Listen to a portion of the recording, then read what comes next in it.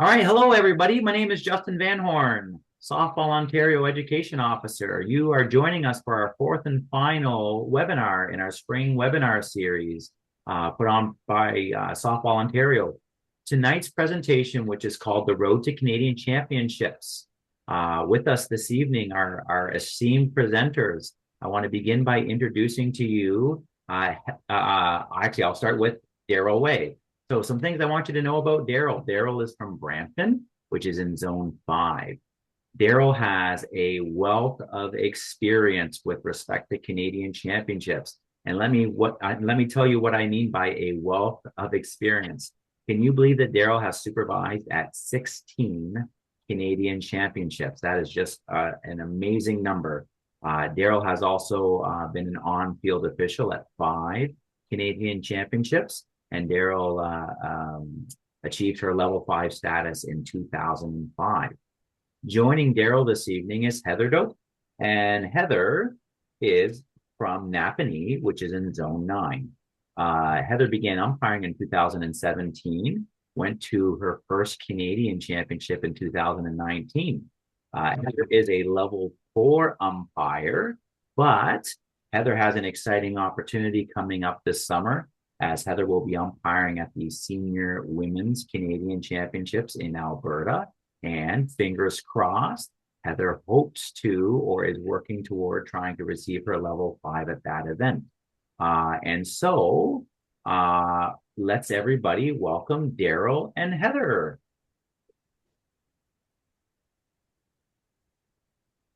Hello, everyone. Hi, Barb.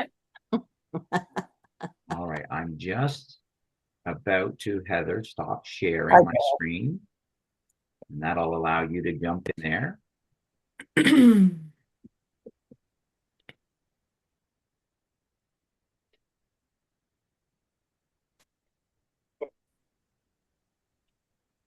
right. There we go. All right. Okay, so we're basically going to give you a roadmap of how to get to a Canadian championship, and then a couple of tips when you get there. And if you want more information, feel free to ask. So next, yep. The first thing is you must attend your clinics, and you must attend them in order. And you should let your zone umpire in chief know ahead of time what your intentions are. Actually, you should let as many people know as you can and be seen by as many different people so you can develop your skills. Everyone will give you different advice, and it's all valuable. So ask for evaluations and then get to your provincials. So as we said, you need to get to know your local assigner, your zone umpire in chief, your zone staff, fast pitch committee members, and provincial umpire in chief. The links on here are they're just for information. So they're saying where you can go and find out information. So that's all the information that you find if you follow the links and click on the sections. So that's your fast pitch umpire committee and all your zone staffs and the regions that the zones cover as well. So what does it take to get to a Canadian championship and how to be successful when you are there? You need to have unshakable passion for the game. So if you don't respect the game, it won't respect you back. So knowing how the game is played, what the rules are, understanding it, and understanding that there's passion with the game and all the players involved in it, and actually understanding that there's a difference between passion and kind of aggression and stuff, and just kind of having fun yourself will make everything on the field seem fun as well. Manage your expectations towards going to and attending a Canadian championship.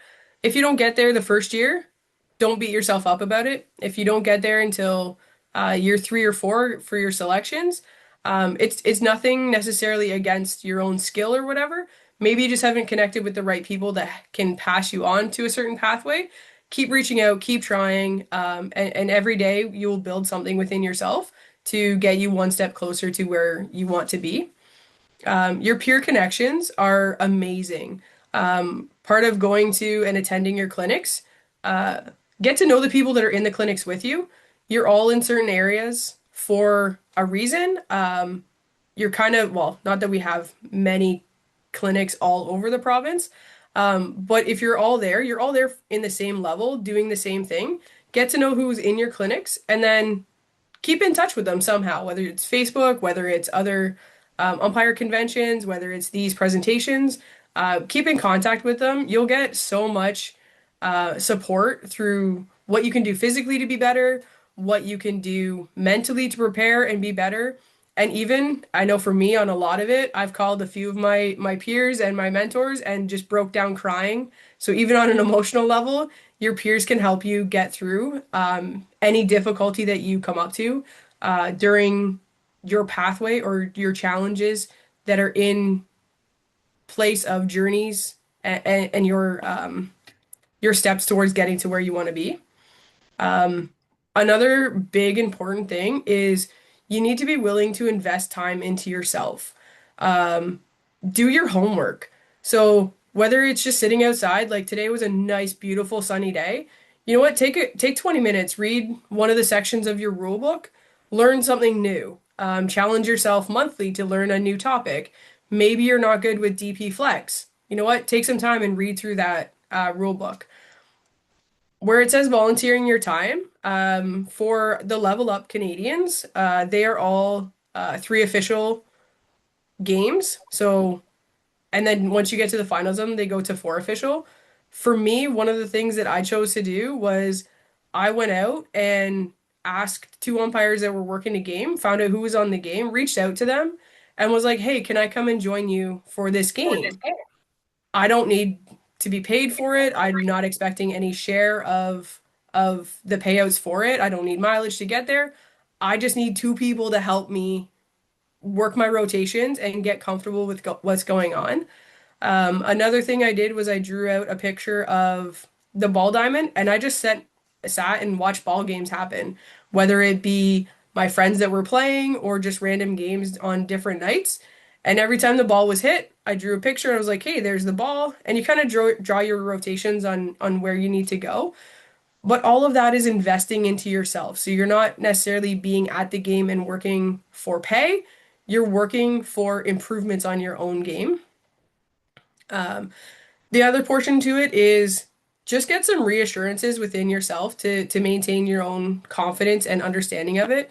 Whether you have tough games, tough coaches, or tough players to get through, they are just that as standalone items. So when you leave a really tough game, you can have your emotion behind it and just kind of understand that, wow, that was really tough, or that coach really came down on me really hard, or you know what, those players were just not giving up today. But at the end of every one of those sentences, it was today or this game. So every game that you go into is a new game and it's a new situation, and maybe it won't be tough next time because you'll be more prepared. So the last section here is just being educated. The more you know your rules, the less shaky that you'll feel if a coach or a player comes and asks you a question. You're going to be more prepared to answer it because you've got the knowledge behind you immediately. You're not going to have to go research anything. Knowing your rotations is really good in the three umpire system, and then more so in the two umpire system. Just knowing your positions on where you're supposed to be, but more in depth on why you're supposed to be in certain positions will help you understand better on why you need to be there and that what that means for that play or for those calls. And know your game, which is a really a whole lot of knowing and understanding yourself. So you know what your skills are, you know where you're strong, you know where your weaknesses are, where you can look to your partner and say, "Hey, I'm not really good at this one. Can we work on this together?" That sort of thing. So educating as much as it is for the rule book and the mechanics of it, but also educate yourself on yourself and know where your strengths and weaknesses come from as well. So when you can start preparing is today. So it looks like there are 31 participants in this session today. So 31 of you have already made, well, minus myself, Daryl, and Justin, but 31 of you have also already made your first step to understanding how you can improve and taking the first step to improve yourself on getting to a Canadian championship just by watching this presentation. Um, but when you get to the field and when we hit the field, if you work every game like it's a championship game, when you get to a championship, it's just going to be easy. So if you practice hard now, your game is going to slow down and everything's just going to flow and be comfortable and almost get to a point where you stop thinking about what you're supposed to be doing and it's just muscle memory at that point and it just comes naturally and easily.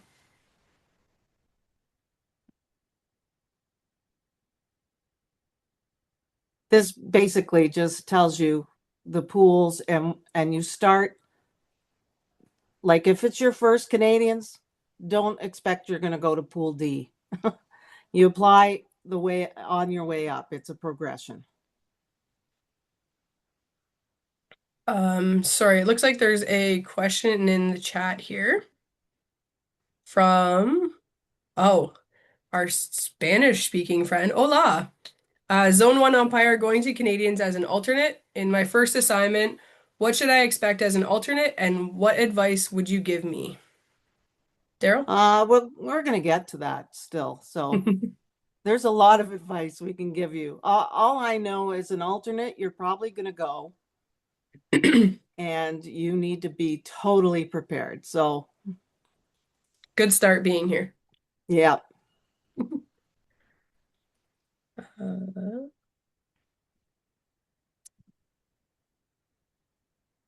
So Canadians are a grind.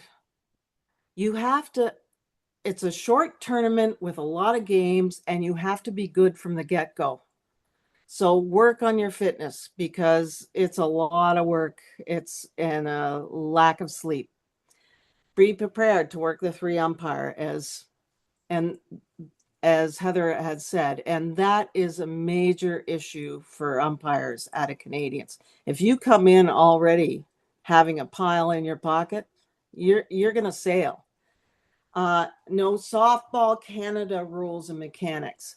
Don't go by other countries' rules and mechanics. Don't go by WBSC rules and mechanics because they are also sometimes slightly different. So make sure you do the softball Canada way. Now, here are some things that you have to put in your repertoire. Make it a habit of calling the pitching rule and obstruction and interference. You have to be able to make the tough calls. Read the championship manual. If you're at a U19 and above, know the defensive delay. And one more thing I like to mention is start practicing writing out a game card, so you know how to make changes, get comfortable with all the lingo. Because that is from, your first Canadians all the way up. You may not use a three umpire system at all your Canadians, but you will use game cards. Daryl, Heather, I don't Yep. mean to interrupt. Can I just jump in real quickly on Yep. that point? Yeah. So Daryl's comment about lineup cards was a great comment. John Snook, our provincial umpire in chief. So John receives reports at the conclusion of each Canadian championship season from the various supervisors, the various umpire in chiefs at the various Canadian championships. And he receives reports back on how the Ontario umpires did. And as much as he receives feedback that is very specific to each umpire, he sometimes gets to hear the same things over and over. And a comment that he has heard recently from the last couple of Canadian Championship seasons is Ontario umpires seem to be uncomfortable or unclear on how to handle lineup changes and document them correctly. So I love, Daryl, that you mentioned that because that appears to be somewhat of a deficiency or something that we as Ontario umpires need to get better at as a whole. But I'm glad that you mentioned that. Sorry for interrupting. Oh, no, I appreciate it. You can interrupt anytime. Yeah, so you're going to get a Canadian Championship manual. make sure you read it because it has a lot of information, like for the level 1, about how you get to and from the park, how you get your laundry, be prepared for laundry. You should bring little gifts, simple little things, and how to behave and what you're expected to wear. And can you think of anything else, Heather? Um, the equipment and stuff. Yeah, I don't know. I can't remember if the championship manual tells you. I'm not Um, sure. but if everybody you ask or anybody who's mentoring you should be telling you, it doesn't matter what you pack in your umpire bag to go and check baggage. You better have a full set of base gear in your carry-on and not leave you. Because if your equipment doesn't make it there, you can at least step on the field as a base umpire without trying to Mhm. share somebody else's pants or anything. That's always been a big one that's been ingrained into me is if you show up to your Canadians and your equipment doesn't come, you're pretty much going to be sitting for potentially the entire week without anything. Yeah. It didn't happen to me, but I did arrive at a Canadian's without my suitcase just recently. Yeah. So yeah, that's a good one. And I I don't think know I what think else in there. going along with that one and the lineup card ones, there is nothing that you could ask somebody who you see as a more experienced umpire than you. There's nothing that you can ask them that is going to be a silly question. So if No. you have to come to anybody and say, "Hey, I'm not really sure about lineup cards. I wasn't sure. I'm not sure how to do them. Not sure how to write them. What do you Mhm. do? What are your tips and tricks?" Please reach out and ask anybody anything. Like Daryl mentioned a slide or two ago, you might get two or three different answers on how everybody does it their own unique way, and you can kind of mold all of those into what works best for you and what knowledge comes from it. One of my Canadian championships that I attended, my UIC wanted to see all of our lineup cards after every single game, and she questioned us on them. So if we had a lineup change, she would question us and ask, "Well, what does this one and this one mean?" And we had to be able to answer it. So she might not have understood it to look at it, but as long as we understood what we were doing and could manage the game that way, so you can work that in a sense. So typically Ontario has lineup cards at certain provincial level events. Don't be afraid to go to whoever the UIC is of the tournament and say, "Hey, this is what I had going on during my game. Does my lineup card make sense for this? Or is there something they're missing that I should have documented as well?" I mean, that's why those people are there to help you. So use them. Um, so this is a great segue to finding your mentors. Get a mentor and ask as many questions as you need. If you start with a mentor and you're kind of not gelling or your schedules don't work or whatever, get a new one, find another friend. You can have as many as possible. For myself, I have mentors that I reach out to. Some are local and some have been my diehard mentors since I started. But I have mentors throughout the entire nation right now, just from different events and different assignments of getting to know people and reaching out to asking them different questions. And I've never been made to feel like one of my questions is not important or stupid or you should know better than this. Everybody that I've asked and reached out to has always made me feel like I'm doing the right thing by asking those questions. Working your three umpire system is really important. Like I said, if you need to jump onto a game as a volunteer, then that's what you need to do to get your rotations in. I know the leagues in my area, we always get funny looks and why is there three of you? What like the teams kind of take it personal when they have an extra person out there. But if you explain to them, hey, I'm going to a Canadian championship this year, I'm doing my prep work, they're really good to work with you and they really understand. And as much as teams don't like umpires, they're really encouraging to help us be our best selves as well. Um, and then the last one on this section is one of the really important things to mention when we're doing setting up for Canadians and reading your manuals and all of that stuff is your province. So Ontario will arrange all of your travel Apparently, previously in the past, we've had some umpires set their own flights, get their own arrangements, book rental cars, such like that. Your province will do that for you. You just need to get your dates and times, book your time off work, pack your bags, and go have a great week. Um, this one. So now you've been selected. Here you go. The Canadian Championship UIC or DUIC, it doesn't really matter, will contact you. Participate in all the pre-team, all the pre-championships, team things, building. Be a team player, very important. Ensure your equipment and clothing are ready. Now, my equipment belongs in the Smithsonian now, so like it wouldn't be up to par at all. So make sure you have good equipment that's ready to go. While you're at a championship, be a leader on and off the field. So here's something that some of you may not know is you are actually being evaluated off field as well. So it's very important that you respect each other, you respect everyone in the game, you are kind to each other, don't get involved in any drama, and be prepared to make those tough calls. Listen, learn, and adapt. Be prepared. That's all I can say. And don't get involved in any drama. Just be a part of the team. And if you have personal, you want to talk to your UIC, if you feel comfortable, take them aside and say, can I ask you some stuff personally?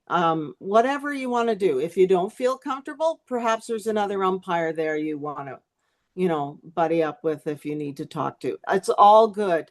All we want is you to be successful.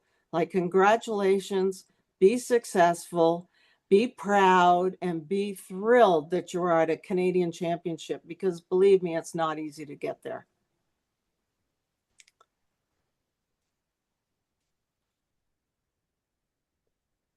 So as Daryl said, it's an honor to be chosen to represent your province at Canadian Championships. Um, as much as it is a big deal to us as umpires, try not to let it overwhelm you. You're not going there to be the only person from Ontario. You're representing your province, but the province isn't depending on you. There's a lot of pressure that you can put on yourself on the first one, where you're afraid of looking silly. You don't want to let your mentors down back home or your peers and stuff like that. The most important part from what I've learned in my pathway is I've gone through that in my first Canadians. I put a lot of pressure on myself to make sure that I was representing well. I think I did, but I felt myself being more focused on that than I was the game. So my most recent event that I went to, I honestly kind of just shook that and reminded myself that I'm here because somebody in my province, my fast pitch committee, my mentors, my provincial umpire in chief thinks that I'm qualified to be here and I will be good at this event. And you need to trust that within yourself. Is that if you're chosen, other people are trusting that you have this skill. You need to trust yourself to have that skill as well. And that will help you kind of relax while you're there, make new friends, make new connections, and have a lot of fun. Um, That's what it's about. and it can be a lot of fun. It can be a lot of fun, and that's what it's about. And you'll meet a lot of great people. Yeah. So again, here we're coming to the same point of be ready from the start and don't be afraid to ask questions. From starting from your mentoring to while you're at the event. One of the things that I was kind of nervous about when I went to my first Canadians versus not really much now is after every game at your Canadians, you should be getting a debrief from either your UIC of the event or the DUIC. Usually end the game, go get changed, gear down, and come out as a crew, and you'll have a whole crew meeting together.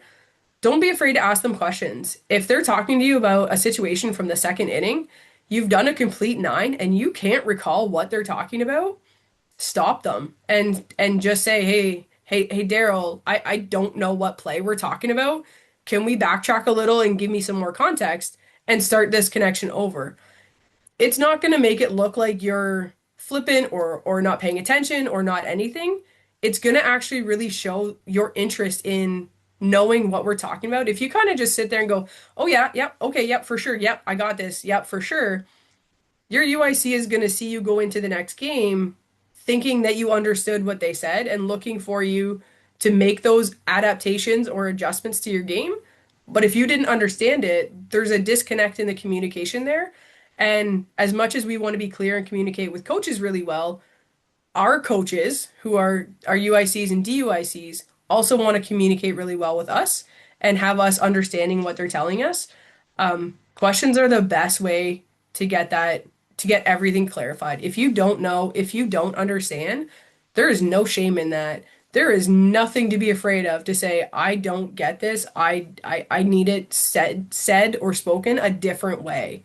Ask questions and And engage. we honestly don't mind.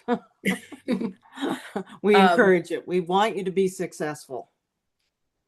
very much engage with your blue team. So you may or may not, depending on the size of the event, know somebody else on the crew from Ontario, from your own province. Don't just spend all your time kind of buddying up with them and feeling secure in who you do know. Make friends. Um, Not necessarily go party with everybody, but really party with everybody. If everybody's going out for team dinners, try to sit beside a new person for that night, or find your crewmate from the morning and kind of ask them about their day and who they know and stuff like that. The more you get to know the people, the more of a peer group you will build, and you will have really strong connections, probably for a lifetime. Like one of my best friends in umpiring right now is from BC, and we obviously met at a Canadian championship, and we still keep in touch all the time. Um, your blue family understands what you're doing. They understand what it took you to get there. They understand how the week is going and the difficulties that you're facing and the challenges. They will be your family for the week. Um, just just have a great time with them and engage with them.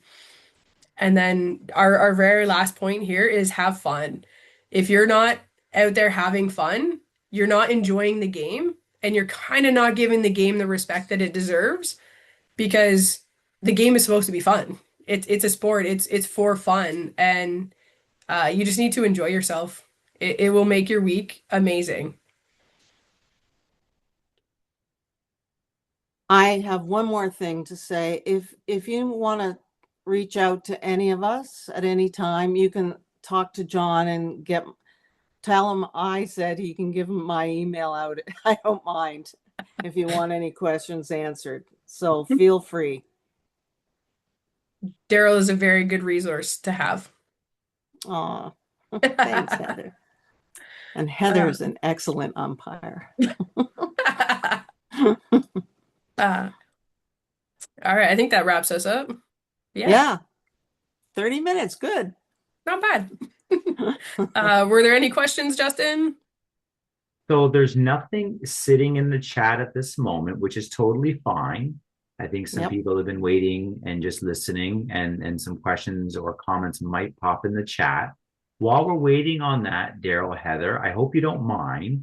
We have Nope. Jennifer Johnson on as part of our participants here tonight. And Jennifer Johnson is one of the provincial committee umpires. Jen Johnson's also a former zone umpire in chief. And so I'm going to invite Jen to come on for just a quick minute or two, if it's okay, Daryl and Heather, to just talk a little bit about the process. So let's say you've been listening tonight, you haven't applied for a Canadian championship yet, and you want to know just a little bit more about how do umpires get picked here in Ontario to go to Canadian championships? So Jen, if you're ready, come on, and I'm just going to quiet down here for a moment. And Hi, Jen. Hi, Daryl. Good to see you. Good to see you. Yeah, thank you, Justin. I'm happy to share a little information. So, an email goes out, and you're invited to apply to the Canadian Championship events. So, you fill in your application and you send that back in. And then the PUIC develops a list of everybody that's applied. And a list goes to all the zone umpire and chiefs, and they're asked to review the people that have applied and rate them, grade them on their umpiring ability, their experience, how they contribute to the program, all those sorts of things that give back to the program in the form of volunteering with younger officials, working provincial events, serving on committees, that sort of thing. The zone umpire and chiefs sometimes don't know the person. So it's really important, if you do apply to work at a Canadian Championship, you let your zone umpire and chief know that you have applied, and maybe just reach out to them and say, hey, just so you know, I've applied and this is what I've done in the past. Then from that, it goes to the committee. They review what the zone umpire and chiefs have said and given, and then the committee looks over and they make a decision. And it's not an easy decision, because there's a lot of really good people that apply. Like, everybody that applies really is looking forward to going. But in the end, there's only so many people that are available to go, that are allowed to go. And so the committee makes their selections. It gets approved by the board, that the people that we're sending, and then the PUIC contacts each individual directly to let them know that they've been selected. That's great information. Thanks, Jen, for that. No problem. Just in case anybody had a question, something geared to that. And I apologize, Daryl and Heather, I was listening to your presentation carefully. I did get sidetracked a couple of times. So if you already covered that, I apologize. But if that was just a little small gap, that was great, Jen, for filling that in there. Oh, well, that was great. And Yep, that's perfect. why it reinforces, get to know your zone umpire and chiefs. There it is. There it Yeah. is. Yes. Yes, yes, yes. Okay, so there's nothing in the chat at this time, and that's totally fine. I do want to then, right now, thank Daryl and Heather very, very much for their very informative and very good presentation tonight. Canadian Championships, maybe it's something that you're interested, maybe it's something that you weren't sure if you were interested in. Tonight's presentation hopefully gave you some info about kind of the how do you get into it, and if you're into it, how do you stay into it, and so forth. So thanks so much, Daryl. Thank you so much, Heather. Thanks to thank you, everyone who Justin. joined. Thank you. Thank you. Yes, thanks to everybody who joined tonight on tonight's webinar. That does conclude our 2026 webinar series. Keep on checking your email. Keep on checking the website and the social media channels for upcoming opportunities at tournaments and other education opportunities as our season progresses. Thanks very much. Bye-bye, everyone. Bye. Thank you.